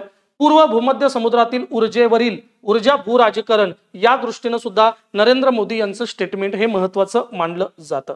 ओके, चर्चा कुठून आली? नरेंद्र मोदीजी यांनी मत व्यक्त केलं तिथून. आणि प्रश्न कुठला आहे? सायप्रसचा प्रश्न. बहुसंख्याक आणि अल्पसंख्याक. बहुसंख्याक कोण आहे? ग्रीक सायप्रियॉट. अल्पसंख्याक कोण आहे? तुर्क सायप्रियॉट. हे लक्षात येतं का? आणि इथं जो निर्माण झालेला देश आहे ज्याला जागतिक मान्यता आहे तो आहे सायप्रस प्रजासत्ताक. आणि ज्यांनी स्वतःच स्वतंत्रता जाहीर केली आहे ते कोण आहेत? उत्तर सायप्रस तुर्क प्रजासत्ताक. यांच्यातला हा वाद आहे. मोदी म्हणतायत सार्वभौम सायप्रस राहावं. हे लक्षात घ्या. पुढे येऊयात 51वी G7 परिषद, जागतिक शासनात भारताची सहभागिता. G7 परिषद. पंतप्रधान नरेंद्र मोदी यांनी कॅनडामधील कानानास्किस येथे पार पडलेल्या G7 आउटरीच सत्रामध्ये सहभाग नोंदवला. कारण G7 चा काय भारत सदस्य नाही, G7 मध्ये भारत येत नाही. मग भारताला आमंत्रण मिळतं कशासाठी? तर आउटरीच सत्रामध्ये सहभाग मिळवण्यासाठी. त्यामुळे G7 देशांसोबतचा संवाद वाढतो, वेगवेगळे व्यापारी करार करता येतात, जागतिक मैत्र संपादित करता येतं. आणि सगळ्यात महत्वाचं म्हणजे भारतासारख्या आशिया खंडातील असा एक बहुविविधतेनं नटलेला जो देश आहे, जो देश धर्मनिरपेक्षता हे तत्व मानतो, संविधानाला मानतो, अशा देशाने वेगवेगळ्या संघटनांसोबत मैत्रीपूर्ण संबंध ठेवणं हे भारतासाठी अत्यंत गरजेचं आहे. हे लक्षात घ्या. कारण भारताचे जे शत्रू आहेत ते सीमेवरतीच आहेत. एका बाजूला पाकिस्तान आहे आणि परवा झालेल्या पहलगाम हल्ल्यानंतर भारतानं जी काही महत्वाची लष्करी मोहीम चालू केली होती त्यावेळेला भारताच्या बाजूने उभा असणारा फक्त फ्रान्स नावाचा देश. लक्षात येतं. पण जे महत्वाचे देश आहेत जागतिक स्तरावर, अमेरिका पाकिस्तानच्या बाजूने उभी होती, चीन पाकिस्तानच्या बाजूने उभं होतं, आणि आपल्या बाजूने सदैव असलेली रशिया सुद्धा यावेळेला भारताच्या बाजूने नव्हती. तर हे जे सगळं दृश्य आहे जागतिक राजकारणातलं, तर येणाऱ्या काळामध्ये आपलं परराष्ट्र धोरण तितकंच संतुलित, आश्वासक आणि अत्यंत सकारात्मक असणं गरजेचं आहे. त्यामुळे G7 परिषदेमध्ये आपल्या देशाचे पंतप्रधान आउटरीच सत्रामध्ये सहभागी होणं हे महत्वाचं. त्यांनी ऊर्जा सुरक्षेसह समावेशक विकासासारख्या महत्वाच्या जागतिक प्रश्नावर जागतिक नेत्यांशी चर्चा केली. 2025 G7 शिखर परिषद. ओके, G7 असेल, त्यानंतर ब्रिक्स असेल, त्यानंतर ओपेक असेल, आसियान असेल, यांसारख्या ज्या संघटना आहेत त्या संघटनांच्या परिषदा, त्या संघटनांच्या परिषदांमध्ये झालेले निर्णय, परिषदा कुठं झाल्या यावर वारंवार प्रश्न येतात. हे लक्षात घ्या. त्यामुळे G7 शिखर परिषद ही कुठं पार पडली? कॅनडा या ठिकाणी. परिषदेचा मुख्य विषय जागतिक समुदायांचे संरक्षण, ऊर्जा सुरक्षा आणि डिजिटल परिवर्तनाला चालना, भविष्यातील भागीदारी वाढवणे. विशेष वैशिष्ट्य ही परिषद G7 गटाच्या स्थापनेला 50 वर्ष पूर्ण होत असल्याचे महत्वाचे टप्पे दर्शवते. आता भारताचं काय? पंतप्रधान मोदींचा सहभाग. सलग 6व्यांदा G7 परिषदेमध्ये भारत सहभागी आहे. ऊर्जा सुरक्षा, विविधता, तंत्रज्ञान आणि पायाभूत सुविधा या सत्रामध्ये आपल्या पंतप्रधानांनी भाषण दिलं. भारतातील सर्वांना स्वस्त, विश्वासार्ह, शाश्वत ऊर्जा मिळावी यासाठी भारताच्या प्रयत्नांवर त्यांनी विशेष भर दिला. इथं मुद्दा आहे ऊर्जा. या परिषदेचा मुख्य विषय यामध्ये ऊर्जा सुरक्षा हा पण मुद्दा आहे, लक्षात ठेवा. आणि याच सत्रामध्ये ऊर्जा सुरक्षा, विविधता, तंत्रज्ञान, पायाभूत सुविधा याच सत्रामध्ये नरेंद्र मोदीजी बोललेत. आणि त्यामध्ये त्यांनी भारतातील सर्वांना स्वस्त, शाश्वत आणि विश्वासार्ह ऊर्जा मिळावी असं भाष्य केलेलं आहे. त्यासोबत जर्मनी, कॅनडा, युक्रेन आणि इटली या देशांच्या नेत्यांशी सुद्धा त्यांनी चर्चा केली. G7 बद्दल बघा, G7 एक अत्यंत महत्वाचा गट आहे, ज्यामध्ये अमेरिका आहे, ब्रिटन आहे, कॅनडा आहे, फ्रान्स आहे, जर्मनी आहे, इटली आहे आणि जपान आहे. म्हणजे एक अत्यंत असं म्हणूयात की विकसित देशांचा हा गट आपल्याला दिसतोय. America, Britain, Canada, France, Germany, Italy आणि जपान. एक जर जपान सोडलं, कारण जपान आशियामध्ये आला, तर अमेरिका आणि कॅनडा हे अमेरिका खंडात गेले. युरोपातले ब्रिटन, फ्रान्स, जर्मनी, इटली तुम्हाला दिसत आहे. म्हणजे G7 वर बहुमत कोणाचं असेल तर ते युरोपीय देशांचं असलेलं तुम्हाला दिसतं. अर्थात युरोपियन युनियन निरीक्षक देश म्हणून सुद्धा सहभागी आहे. 1975 मध्ये G6 म्हणून त्याची स्थापना झाली होती. कॅनडा सहभागी झाला 76 आणि G7 झालं. 98 मध्ये रशिया सामील झाल्यानंतर थोड्या कालावधीसाठी G8, पण 2014 मध्ये क्रिमिया वादानंतर रशियाला वगळण्यात आलं. G7 देश एकत्रितपणे जगाच्या सुमारे 30% GDP आणि 10% लोकसंख्या इतक्या प्रमाणात योगदान देतात. लोकसंख्या प्रमाण कमी आहे, पण 30% GDP आहे. यामधील निर्णय हे बंधनकारक नाहीत, पण जागतिक घडामोडींवर त्यांचा मोठा परिणाम होतो. G7 समूहात भारताची भूमिका. भारत G7 चा औपचारिक सदस्य नाही, पण आउटरीच सत्रासाठी जसं आता मोदी सहभागी झालेत, भारताला नियमितपणे आमंत्रण दिले जाते. भारताने आतापर्यंत 11 वेळा G7 परिषदेत सहभाग घेतला आहे आणि 2019 पासून प्रत्येक वर्षी भारत हा सहभागी झालेला आहे. ओके, G7 ची जी परिषद आहे ती परिषद कुठं पार पडलेली आहे? ती परिषद पार पडलेली आहे कॅनडा या ठिकाणी. त्यामुळे महत्वाचा आहे यजमान देश कॅनडा. मुख्य उद्देश काय आहे? ऊर्जा सुरक्षा. या सत्रामध्ये मोदी बोलले. मोदींच्या बोलण्यामध्ये सुद्धा तेच मुद्दे होते. G7 म्हणजे काय बघितलं, आधी G6, नंतर G7, नंतर G8, पुन्हा G7. G7 मध्ये प्रभुत्व कोणाचं? युरोपियन राष्ट्रांचं आहे. ओके, आमच्या टेलिग्राम चॅनलवरती आम्ही दररोजच्या महत्वाच्या बातम्या PDF स्वरूपामध्ये शेअर करत असतो. यातली प्रत्येक बातमी तुम्हाला अत्यंत डिटेलपणे वाचायची असेल तर आमच्या YouTube चॅनलच्या लिंक सोबत आम्ही टेलिग्रामची सुद्धा लिंक दिलेली आहे. तुम्ही टेलिग्राम चॅनल जॉईन करू शकता आणि तिथे या सगळ्या बातम्या डिटेलमध्ये PDF स्वरूपात वाचू शकता. पुढे आहे बॉन हवामान बदल शिखर परिषद 2025. बॉन हवामान बदल परिषद 2025. तर जर्मनीतील बॉन या शहरामध्ये ही जी परिषद आयोजित करण्यात आलेली आहे त्याबद्दलची ही बातमी आहे. तसं दरवर्षी संयुक्त राष्ट्र हवामान बदल फ्रेमवर्क करारानुसार दरवर्षी ही परिषद अशा पद्धतीची आयोजित केली जाते. तर 16 जून रोजी बॉन, जर्मनी या ठिकाणी बॉन हवामान बदल परिषद ही 26 जून पर्यंत चालणारी परिषद आहे. ही परिषद संयुक्त राष्ट्र हवामान बदल फ्रेमवर्क करार अंतर्गत दरवर्षी होणारी महत्वाची मध्यवर्ष बैठक आहे. यामध्ये जगभरातून 5000हून अधिक प्रतिनिधी सहभागी झाले आहेत. यामध्ये शासकीय अधिकारी, वैज्ञानिक संस्था, इतर नागरिक वगैरे समाविष्ट आहेत. पहा, या वर्षीच्या चर्चेतील मुद्दे. दरवर्षी अशा पद्धतीची एक बैठक होत राहते, त्यामुळे ही एक बैठक आहे ही गोष्ट सुरुवातीला लक्षात घ्या. 2 महत्वाचे मुद्दे चर्चिले गेलेले आहेत. एक आहे ग्लोबल गोल ऑन ॲडॉप्टेशन, म्हणजे हवामान बदलाशी जुळवून घेण्याची जागतिक उद्दिष्ट काय असली पाहिजेत, हा चर्चेचा विषय होता. आणि हवामान वित्त पुरवठा अर्थात क्लायमेट फायनान्स हा सुद्धा या बॉन हवामान परिषदेचा चर्चेचा विषय होता.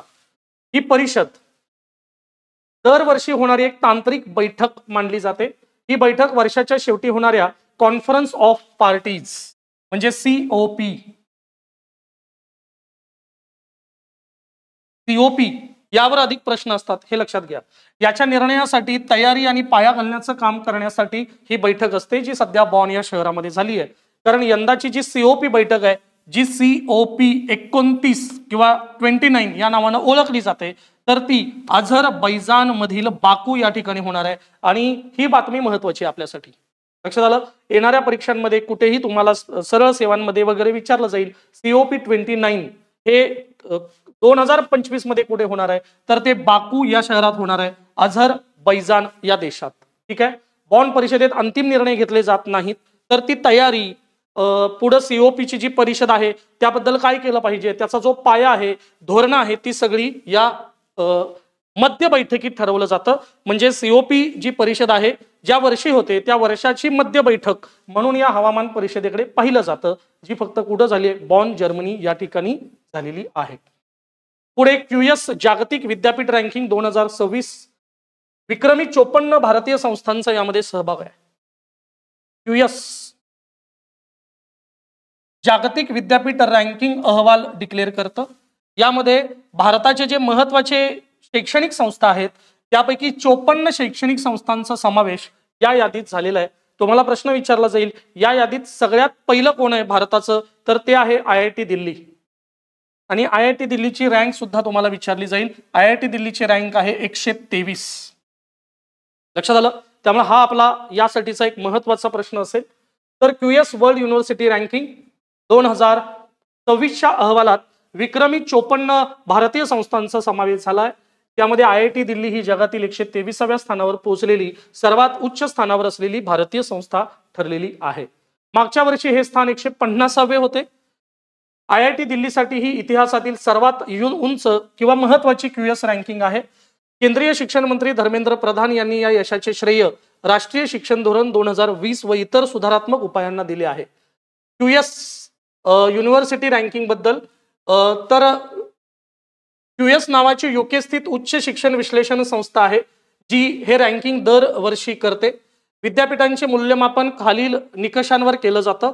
यामध्ये 30% शैक्षणिक प्रतिष्ठा, 15% नोकरी देणाऱ्या संस्था आणि त्यांची प्रतिमा, 10% विद्यार्थी संख्या गुणोत्तर असेल, प्रत्येक शिक्षकावर आलेल्या संदर्भ किंवा उल्लेख यावर 20%, आंतरराष्ट्रीय शिक्षक व विद्यार्थी गुणोत्तर 10%, संशोधन, नोकरीच्या संधी आणि शाश्वतता असे हे मुद्दे विचारात घेतले जातात.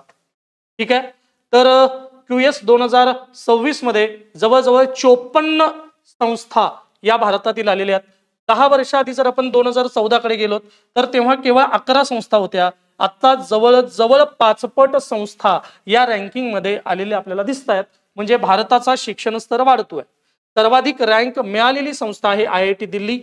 ही जागतिक क्रमांक 123व्या क्रमांकावरती आहे. जागतिक तुलनात्मक स्थान अमेरिका, UK, चीन यांच्यानंतर सर्वाधिक संस्था या यादीत असलेला भारत हा चौथा देश आहे.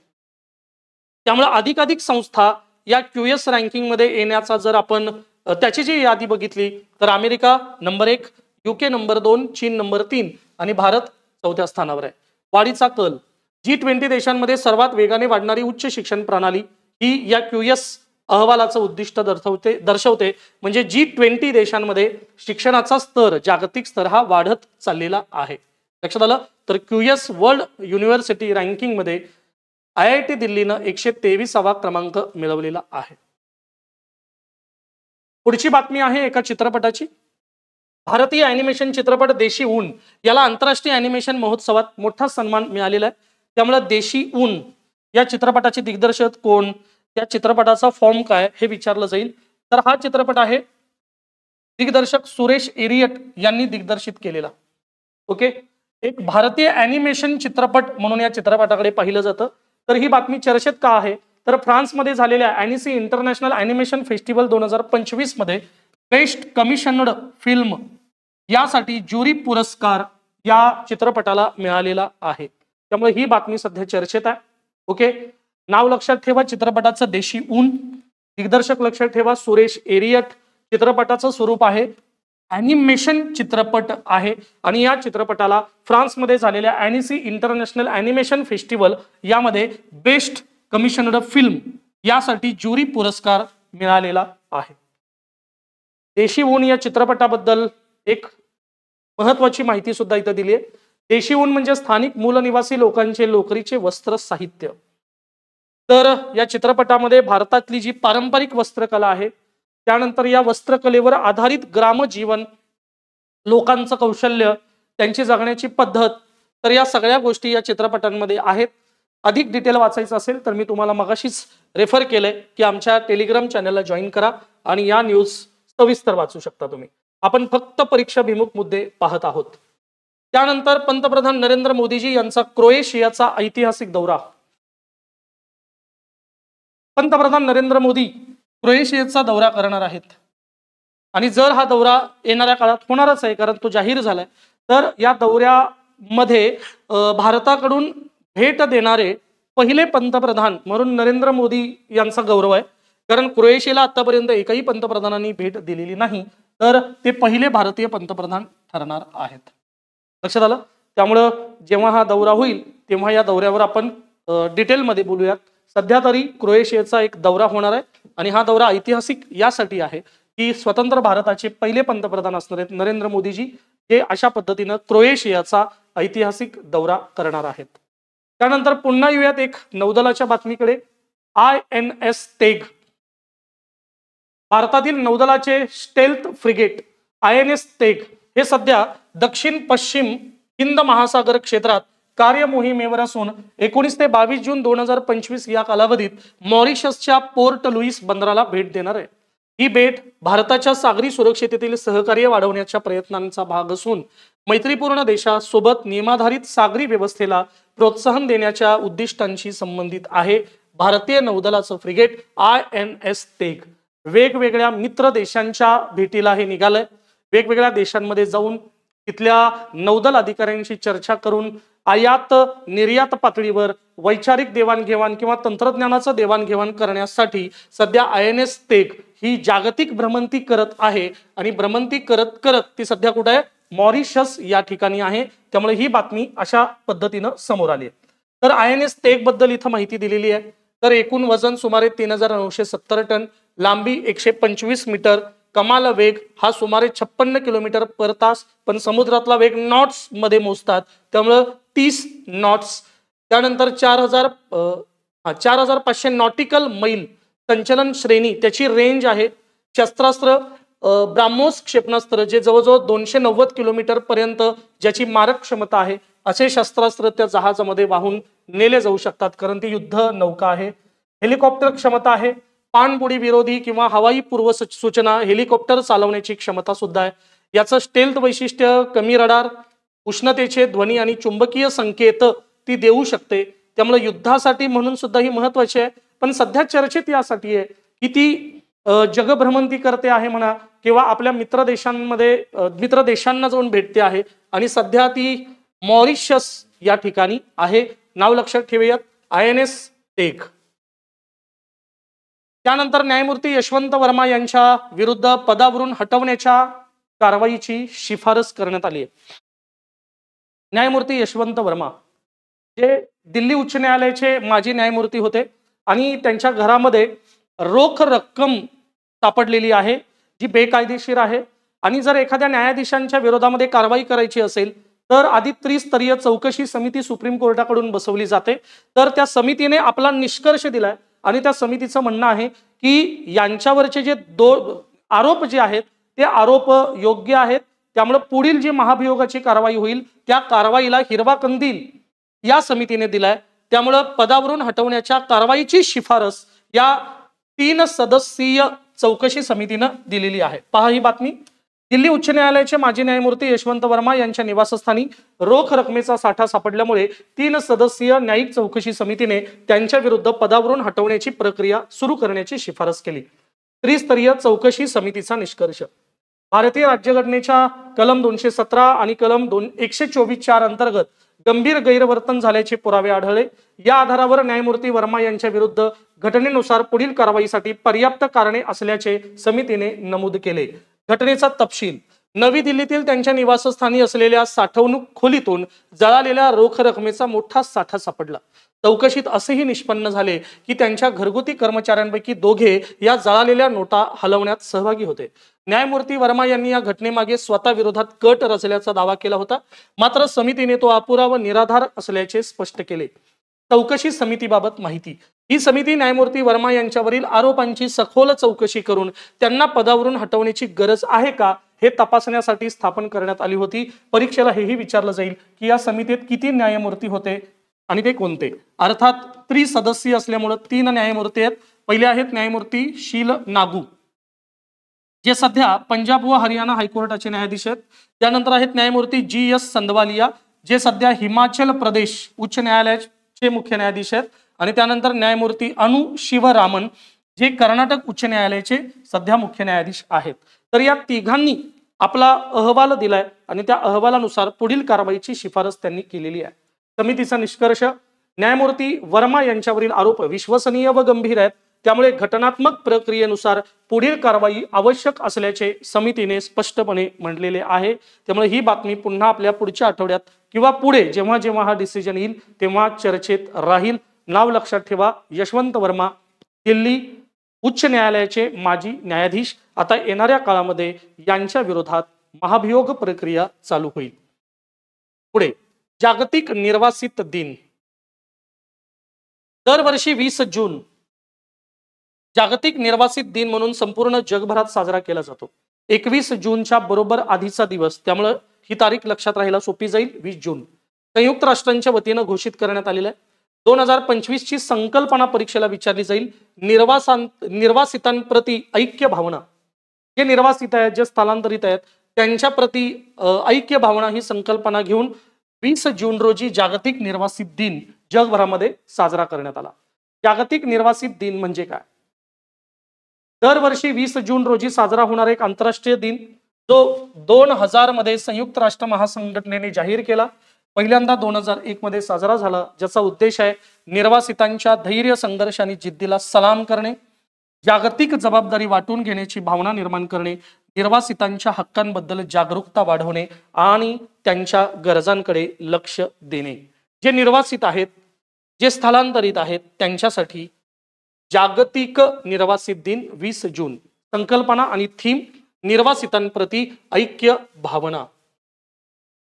तर विद्यार्थी मित्र हो, या आजच्या लेक्चरमध्ये आपण 14 जून ते 21 जून या दरम्यानचे चालू घडामोडी पाहिले।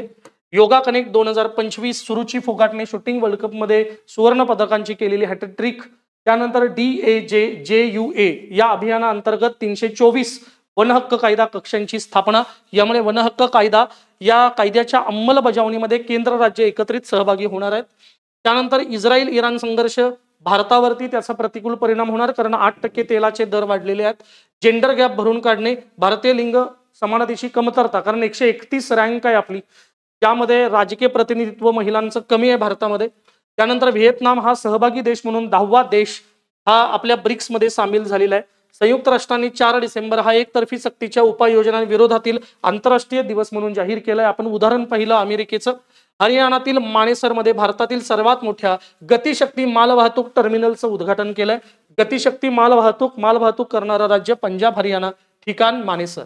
मेघालय एक पॉझिटिव्ह न्यूज, आरोग्य क्षेत्रामध्ये सर्वाधिक खर्च करणारं राज्य म्हणून मेघालय पुढे आलंय। 8% आरोग्य क्षेत्रावरती त्यांनी खर्च केलाय। त्यानंतर अरण्य ऋषी मारुती चितमपल्ली सन्माननीय यांचं दुर्दैवी निधन झालं। वयाच्या 93व्या वर्षी सोलापूर जिल्ह्यामध्ये पद्मश्री पुरस्कार त्यांना मिळालाय। निसर्गप्रेमी, पर्यावरणप्रेमी, 36 वर्ष त्यांनी वनसेवेत शासकीय सेवा दिलेली आहे आणि वेगवेगळे कोश मराठी भाषेत लिहिलेले आहेत, जे की आपण पाहिलंय। त्यानंतर ऑपरेशन सिंधू, इराणमध्ये अडकलेले जे भारतीय आहेत त्या भारतीयांना परत आणण्यासाठी INS अर्नाळा आपलं ते पहिलं जहाज। भारतातील पहिल्या हॉकी इंडिया मास्टर्स कपचं आयोजन चेन्नईमध्ये।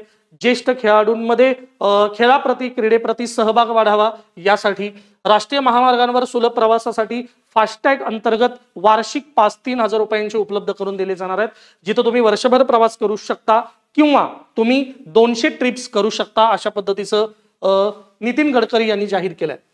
सायप्रस प्रश्न, नरेंद्र मोदी यांनी जो मुद्दा मांडला की सायप्रस सार्वभौम व्हावं, संघटन वाढावं, एकत्र यावं वगैरे वगैरे। 51वी G7 परिषद जी सध्या कॅनडामध्ये झाली, तर भारताने सुद्धा आउटरीच सत्रामध्ये सहभाग घेतला होता। ऊर्जा सुरक्षा या सत्रामध्ये नरेंद्र मोदींनी भाषण दिलं, आपण पाहिलं।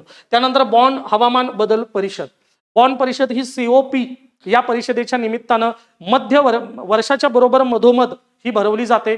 पुढच्या COP ची तयारी करण्यासाठी ही भरवली जाते। त्यामुळे बॉन परिषद जी जर्मनीमध्ये झालेली आहे। QS जागतिक विद्यापीठ रँक यामध्ये आपल्या IIT दिल्लीचं भारतातून पहिलं स्थान आहे आणि एकूण रँकिंग मध्ये 123व स्थान आहे। 54 संस्था या यादीत भारतीय आहेत। तर भारत हा जगामध्ये अशा पद्धतीने सर्वाधिक संस्था या रँकिंग मध्ये असणाऱ्या यादीत चौथा आहे। त्यानंतर भारतीय ॲनिमेशन चित्रपट नाव देशी ऊन, याला ॲनिमेशन महोत्सवामध्ये एक ज्युरींकडून, फ्रान्सच्या ज्युरींकडून महत्वाचा सन्मान मिळालाय। त्यानंतर क्रोएशियाचा ऐतिहासिक दौरा करणारे नरेंद्र मोदी हे पहिले पंतप्रधान ठरणार आहेत। INS तेग जे सध्या वेगवेगळ्या देशांच्या, खास करून मित्र देशांच्या भेटीला बाहेर पडलंय। INS तेग सध्या मॉरिशसमध्ये। त्यानंतर न्यायमूर्ती यशवंत वर्मा यांच्या विरोधात जे आरोप आहेत ते आरोप सत्य आहेत आणि पुढची कारवाई व्हावी यासाठी सर्वोच्च न्यायालयाच्या त्रिसदस्यीय म्हणजे ऍक्च्युली हायकोर्टाचे न्यायाधीश आहेत पण सर्वोच्च न्यायालयानं नेमलेली समिती आहे, तर त्या समितीने आपला अहवाल दिलेला आहे. आणि जागतिक निर्वासित दिन साजरा केलाय आपण 20 जून. निर्वासितांप्रती ऐक्य भावना व्यक्त करणे हे या वर्षीच्या जागतिक निर्वासित दिनाचं ब्रीदवाक्य होतं. तर साधारणतः या आठवड्यामध्ये आपण जवळजवळ 22 ते 23 न्यूज पाहिलेले आहेत. चालू घडामोडीमध्ये जसे प्रश्न येतात, ज्या महत्वाच्या कंटेंटवर प्रश्न येतात ते मुद्दे तुम्हाला करावेच लागतील, कारण प्रिव्हियस इयर क्वेश्चन पेपर तुम्हाला बघावे लागतील. क्रीडा क्षेत्रात कुठे प्रश्न आलाय, भारतामधील पहिल्यांदा ज्या काही घडामोडी झालेल्या आहेत त्यावरती आवर्जून प्रश्न येतोच, ज्या आंतरराष्ट्रीय संस्था आहेत त्यावरती प्रश्न येतोच. त्यामुळे अशा बातम्या अर्थात व्यवस्थित केल्या पाहिजेत. आपण दर आठवड्याला अशा पद्धतीची लेक्चर सिरीज ही तुमच्यासाठी घेऊन येत आहोत. त्याचाही तुम्ही चांगला फायदा करून घ्या आणि तुमच्या येणाऱ्या प्रत्येक परीक्षांमध्ये चालू घडामोडींमध्ये भरपूर तुम्ही मार्क्स मिळवा. आमच्या टेलिग्राम चॅनलमध्ये जे काही PDF आम्ही शेअर करतो आहोत त्याचा सुद्धा तुम्ही फायदा करून घ्या.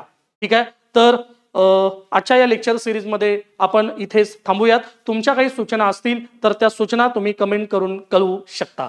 धन्यवाद.